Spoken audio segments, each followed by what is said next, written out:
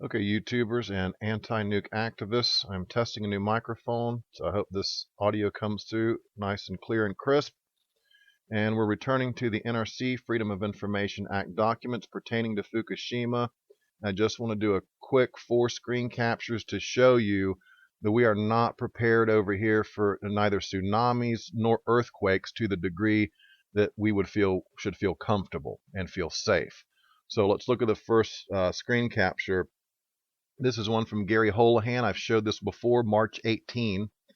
And this was in reference to, I'll read the bottom one first because they're discussing the president has directed us to conduct a comprehensive review of the safety of the domestic fleet. And that when we refer to fleet, they're talking about the fleet of nuclear reactors. It's not ships out on the ocean. They refer to them as a fleet of domestic nuclear reactors. Now, the particular email in question, Gary Holohan is emailing Marty Virgilio, and he says to Marty, I think this is right on target, referring to the president's directing them to do this comprehensive review.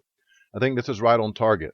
In addition, for the long-term look, we will likely need to revisit the issue of non-seismically qualified spent fuel pools, of which I recall there are many. I alerted Eric to the non-seismic spent fuel pool fact yesterday.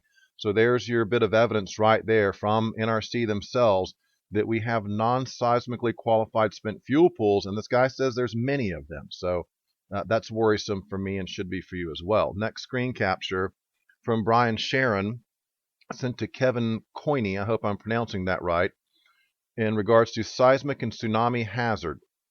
He says, and so the first question is, quote, should we make licensees consider a tsunami coincident with a seismic event that triggers the tsunami, end quote.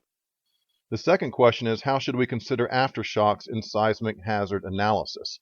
So this is a bit of admission right here that when they build these plants, they don't take into consideration there could be an earthquake and a tsunami that follows the earthquake, or at least that's what I'm comprehending out of this particular section. And the next screen capture is going to kind of back that up, where Brian Sharon is mailing a couple people, including Kevin Coiney, Michael Case, Jennifer Uhl, and this is in regards to seismic and tsunami hazard. He says, the question is, did the Japanese also consider an 8.9 magnitude earthquake and resulting tsunami, quote unquote, way too low a probability for consideration? He says, look at GI 99. That's a manual on earthquakes and how it relates to the power plants. It shows we didn't know everything about the seismicity of the continental eastern U.S. And isn't there a prediction that the West Coast is likely to get hit with some huge earthquake in the next 30 years or so? Yet we relicense their plants. So 2 admissions here. Number one, he's saying, are the Japanese like us, that they don't consider an 8.9 earthquake and a tsunami a possibility?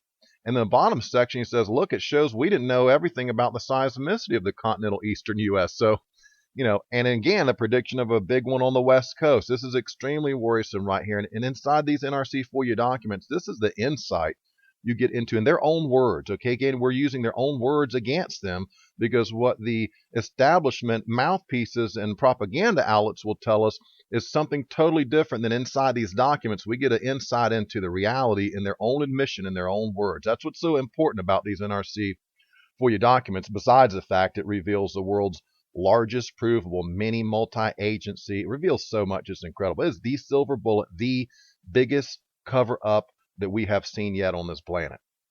Okay, and the last one let's have a look at says, from Brian Sharon to Annie Kammerer, subject question. I'm seeing a spectrum of tsunami wave heights that reportedly hit the Fukushima plant. I saw in one of your briefing packages that was a USGS calculation that showed the peak wave height at about 30 feet. I saw some slides from TEPCO yesterday that said the tsunami wave height at the plant was, quote, more than 10 meters, end quote. In today's Nucleonics Week, on page 11, it says, quote, TEPCO discovered by checking the walls of Fukushima 1 and the nearby Fukushima 2, March 21st, that the tsunamis had reached higher than 14 meters, about 46 feet above sea level. It then said the design basis for Fukushima 1 and 2 was 5.7 and 5.2 meters respectively. Without any accurate measurements, are we limited to educated guesses and expert judgment? I think one question we will be asked is how well we can predict a tsunami wave height.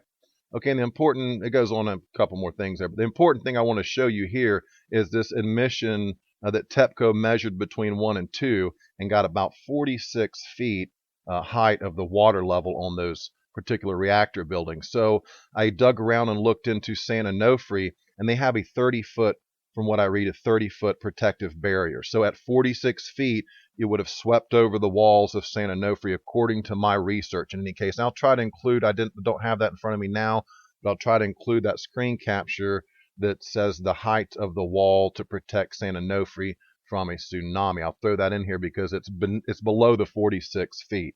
It's 30 feet if memory serves.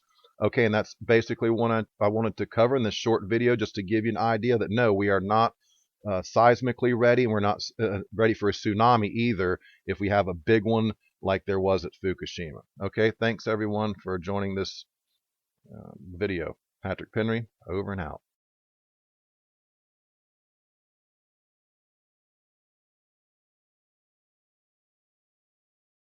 We need to get subscribed and get this unity stronger and beat YouTube at their own game. Okay, that's what this is about. Like I say, go to the remix button, hit the remix button.